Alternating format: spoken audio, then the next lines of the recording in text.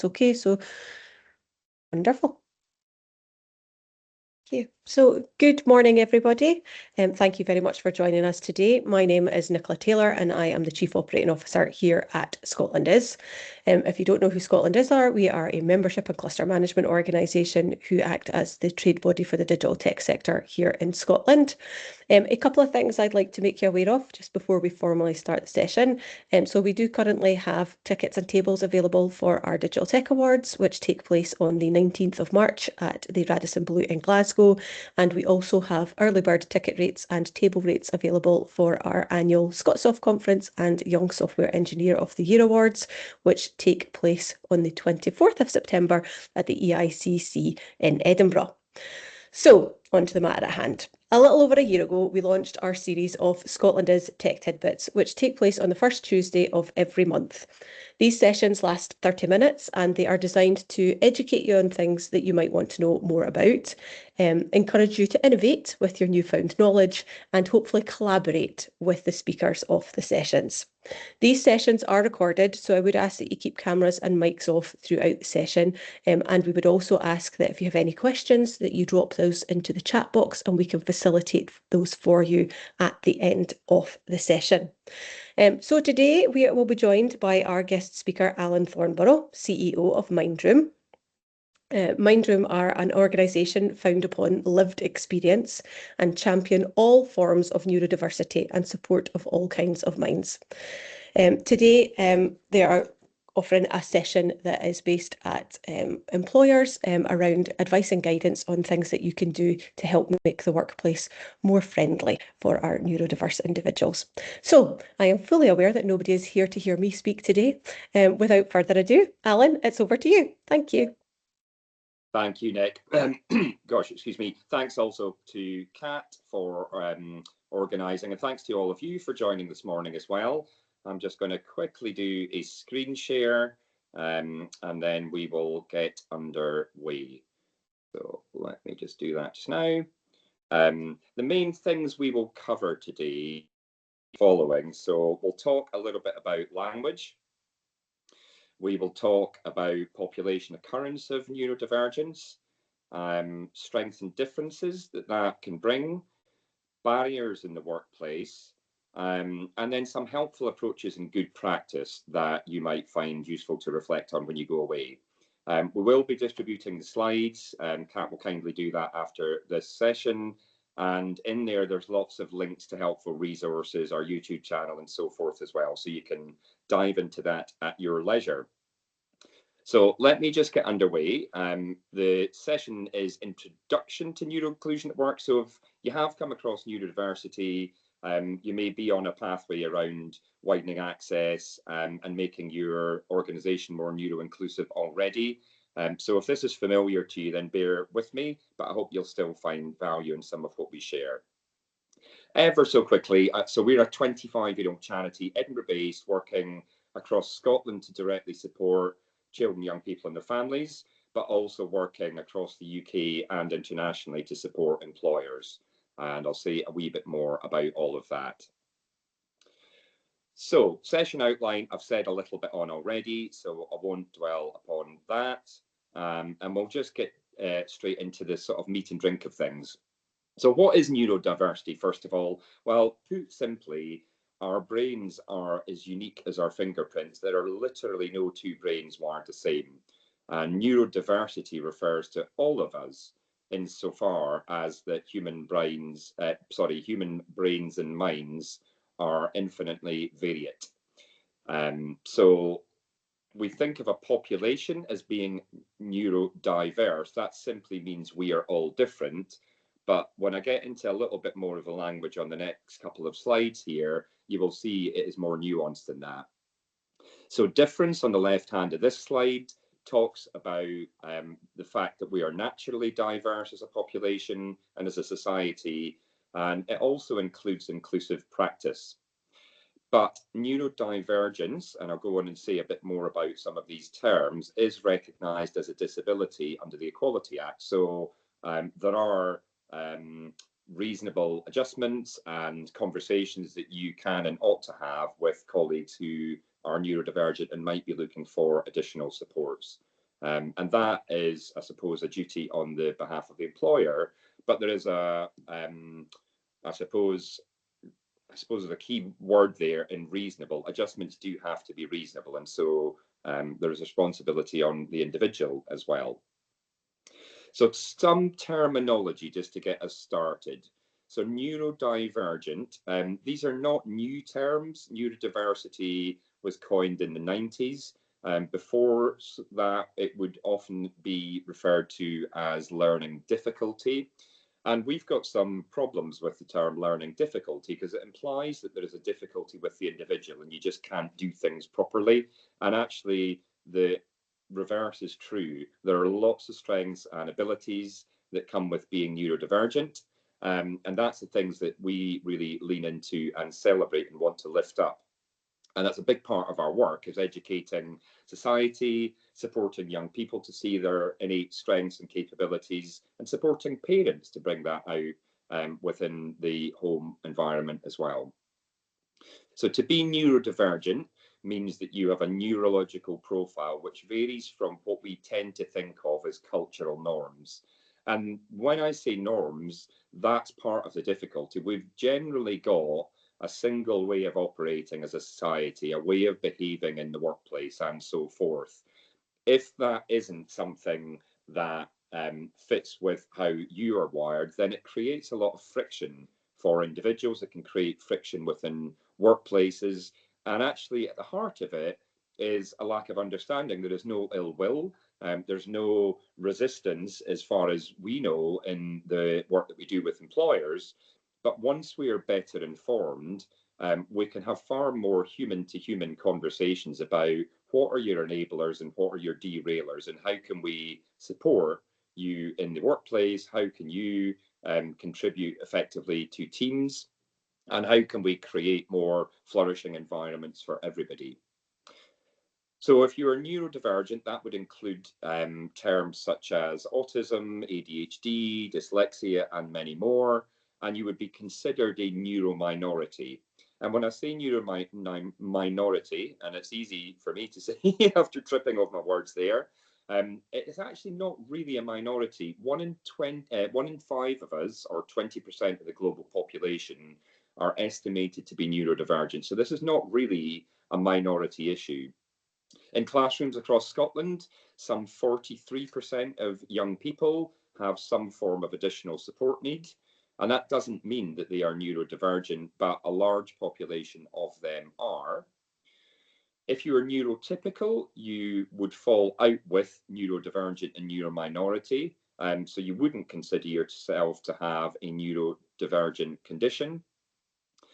And neuronormative is basically the sort of societal expectations and norms that can often be difficult for neurodivergent individuals. So hopefully that sheds a little bit more light on things. As I say, to be neurodiverse, we're speaking about a whole population, but neurodivergent is about particular elements of a population. And we'll go on and show you a little bit more about how that is made up. So a lot of these terms will be familiar, some will not. We don't intend to go into them in depth at all today. There's lots of information on our website and more broadly out there as well. But dyslexia has the highest rate of prevalence in terms of neuro-minority groups, followed by dyspraxia, and then other factors as well. ADHD between 2 to 7%. FASD, autism, and so forth. So as we are human beings, we're not simple and we don't come in neat packages. So if I was to say somebody has ADHD, only about 30% will have ADHD existing on its own. It will often co-occur with other things like autism, dyspraxia, anxiety. About 80% of people, according to research from Cambridge University, will experience mental ill health in their life if they're neurodivergent. That does not mean that neurodivergence causes mental ill health, but rather, in the last couple of slides, when we talked about society and its sort of cultural norms that create friction, that can be difficult. And you might be familiar with terms like autistic burnout. You might be familiar with terms like masking, where people are trying to fit into cultural norms. Their brain is not wired that way. And we've perhaps not had effective discussions in the workplace that enable everybody. That can actually create anxiety. It can create episodes of mental ill health. And there's a lot we can do to head that off at the pass. And it all begins with effective communication. So we like to talk not about challenges, not about weaknesses, but about difference. So if you are neurodivergent, and you can see sort of from left to right here on this chart, you will want to be and are often more vigilant around looking after your own mental health for some of the reasons that I've mentioned there. Certain neurotypes might experience difficulty with concentration. You may have, more going on in your mind than lots of other people will. And so staying, I suppose, on topic will not always be easy. Asking for help is not always easy. We find a lot of neurodivergent young people experience barriers in school. Last year, we supported just over 2,200 children and families. About 80% of the inquiries that come to us are to do with barriers in the education system. A lot of young people don't get an education that meets their needs, and there's lots of policy reasons for that. Unfortunately, lack of funding and support chief among them.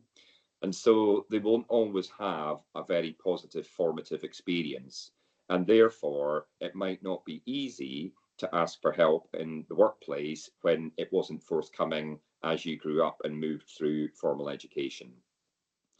Looking after physical health, working memory, managing boundaries with others, understanding others' intentions, and so on and so forth, are all things that neurodivergent individuals might experience at a greater level than the wider population. And this is drawn from a really helpful report called Neurodiversity at Work from Birkbeck University in London. And there's links at the back of this presentation if you'd like to go on and find out more about that.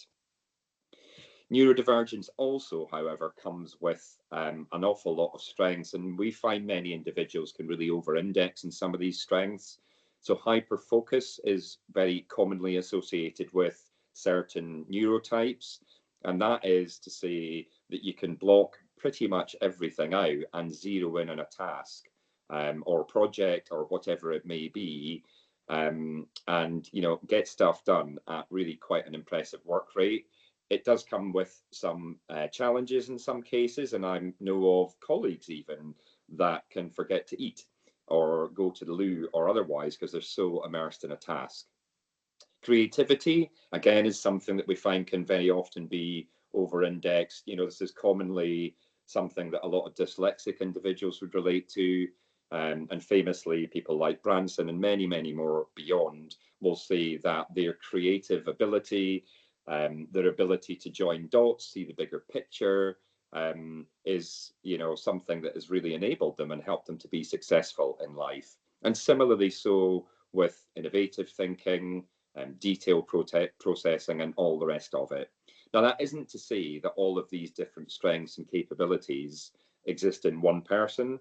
Remember back a few slides ago, we talked about co-occurrence and that everybody literally is quite different. Just because someone has autism or ADHD does not mean that will present in the same way for everybody. So we've got to be careful not to stereotype and make assumptions. It really is about genuinely meeting people where they are, understanding their unique strengths and capabilities, but also some of the things that can derail as well. And there's lots of ways and means around supporting people with that too.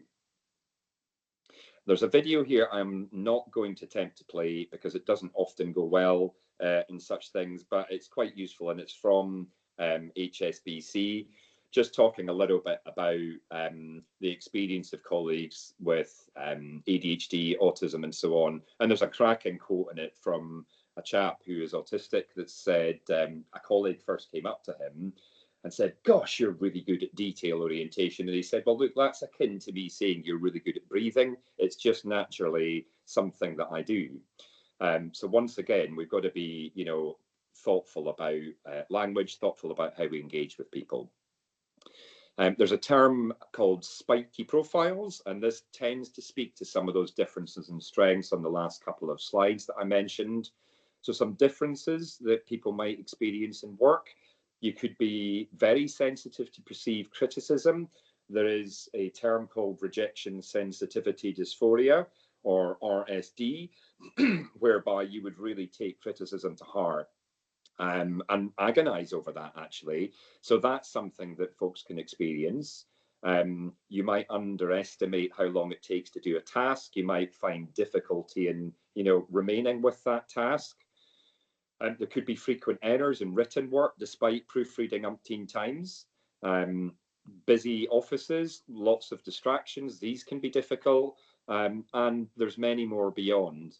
But on the other side, looking at strengths, individuals who are neurodivergent have had to often do a lot of soul searching to understand why they feel like there is difference, why maybe education wasn't a positive experience, why there is friction in the workplace, excuse me. And so that can often come with a really deep understanding of who you are, where your strengths and capabilities lie, but also where the workplace can be more of a challenging environment. We talked about hyperfocus, so people who are capable of maintaining a really deep focus when required. Lots of individuals can really excel in verbal communication, presentation skills, written work, and so on. So there's lots of ways to consider strengths and differences that people experience, but I would once again make a plea for understanding, people's, situation, how that feels for them, and then, what can you do as an employer to bring out the best in individuals and create organizations where people can really thrive. There are a lot of barriers, however, and we're going to talk a little bit about them. I mentioned research from Edinburgh-based, CIPD, City and Guilds have authored similar reports. Some of them are annual, sort of state of the nation, so to speak, others just periodic. But fear of stigma and discrimination is actually quite abundant in the workplace. About 20% of people who share that they are neurodivergent in work have experienced discrimination, including being managed out of the workplace.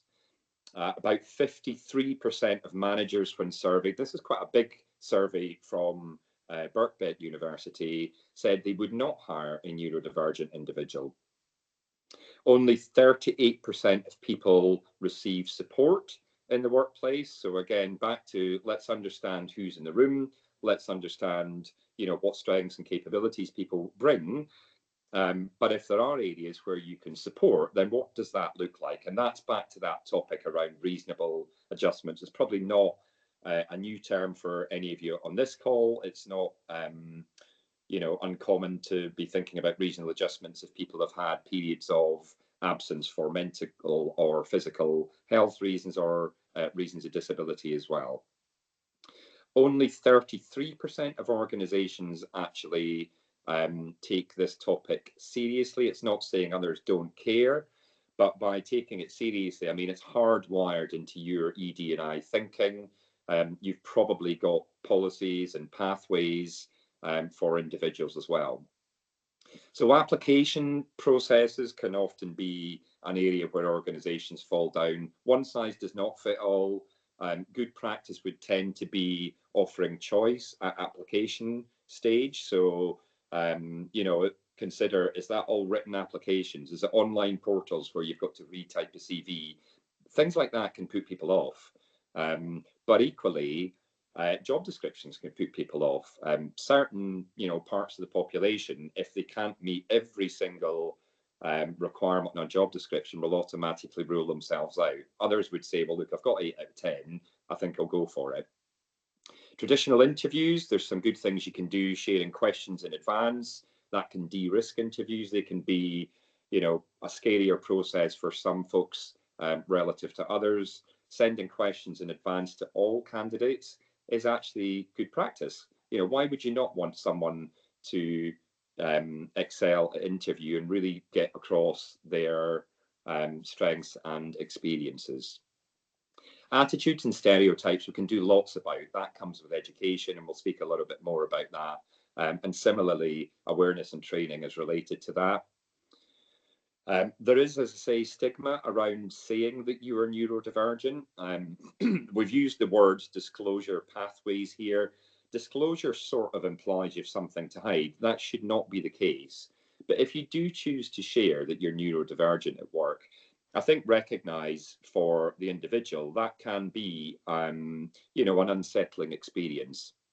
It's very personal, and it comes with the idea that you could be discriminated against.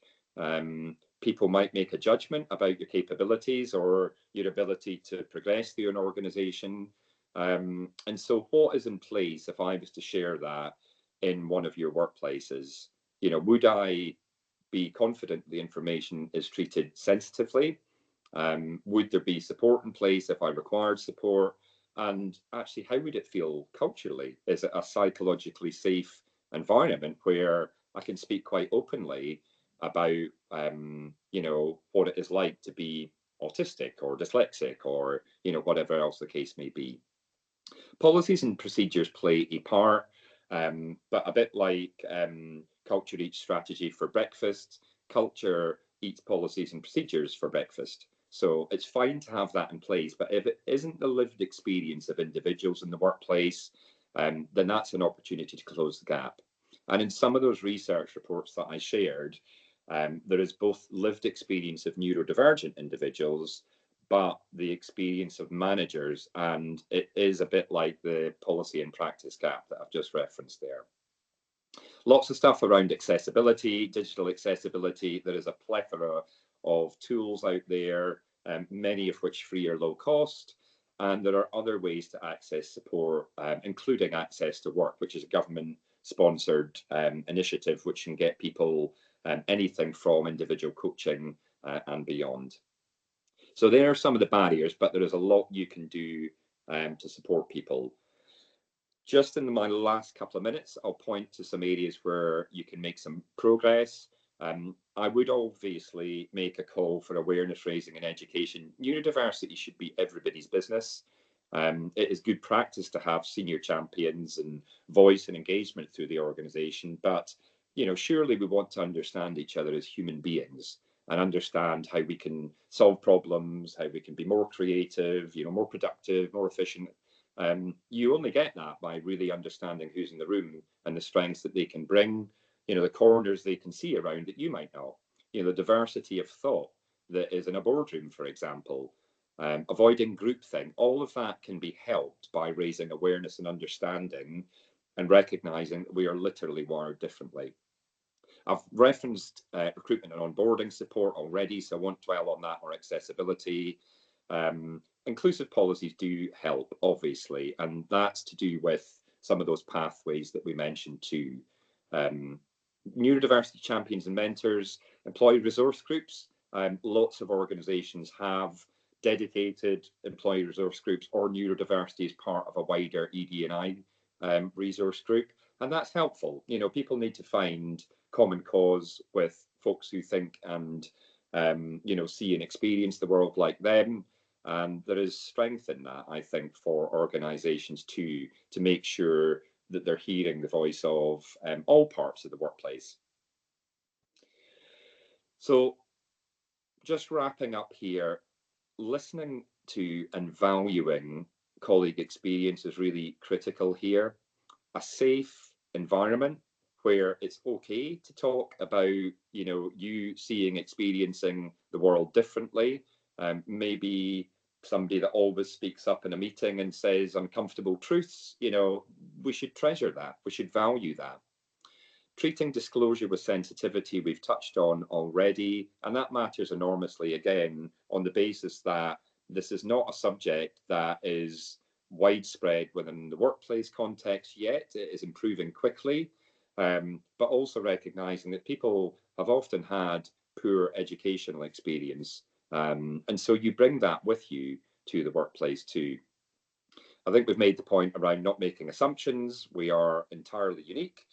And I won't read all of the rest out because you will get them in the slide pack. But the very last one on the right, be an ally.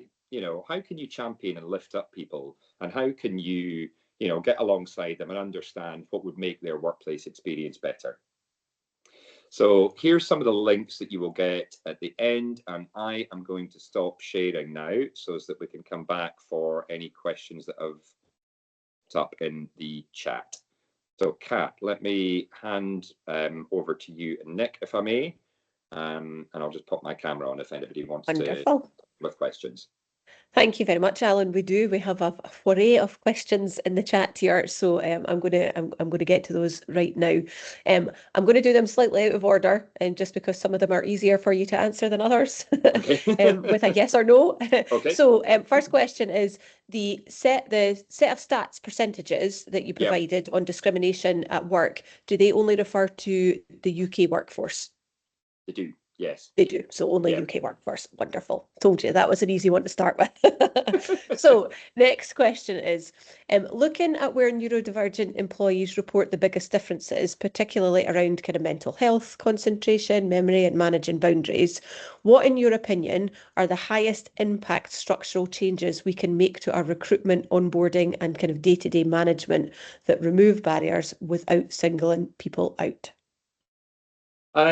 The concept of universal design is probably the most significant thing you do. Yeah. If you design in for all, then, or if you design in for neurodivergent individuals, by definition, you're designing better environments for all.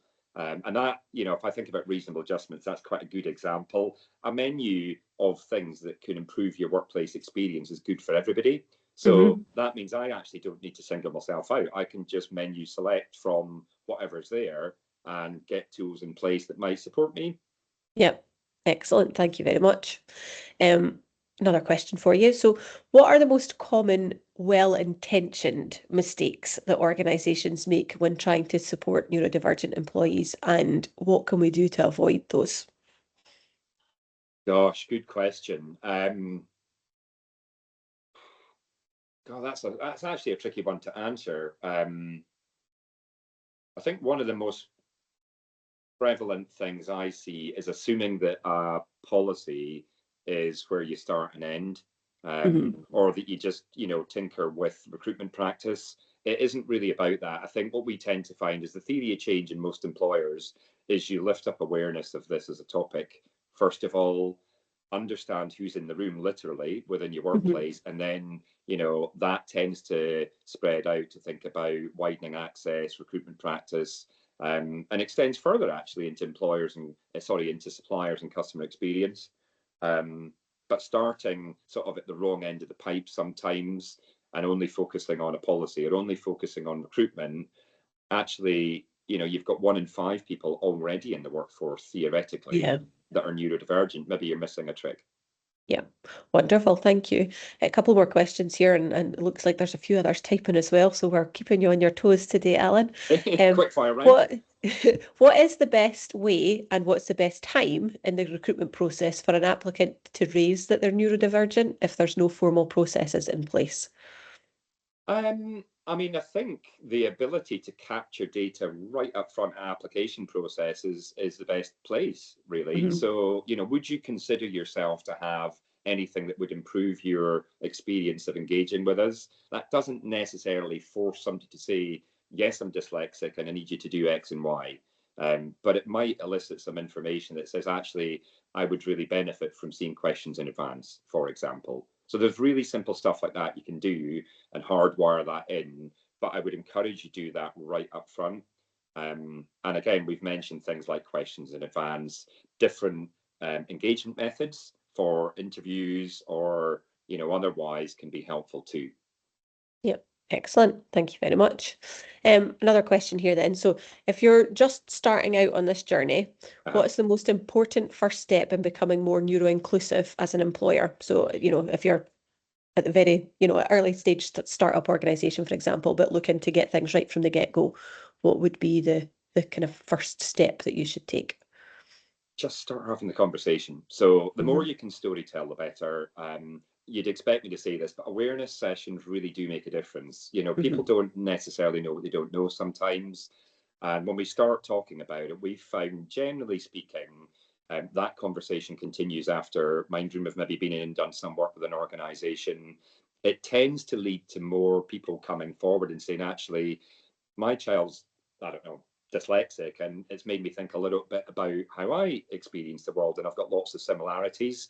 And before you know it, the kind of rates of conversations with HR, line managers, and others begin to increase. And then you're already making progress, but you do need to start with actually just putting it on the agenda, and not in a tokenistic way. You know, a bit of authenticity really, really helps, and a bit of vulnerability, but you've got to create the sort of conditions that would enable that.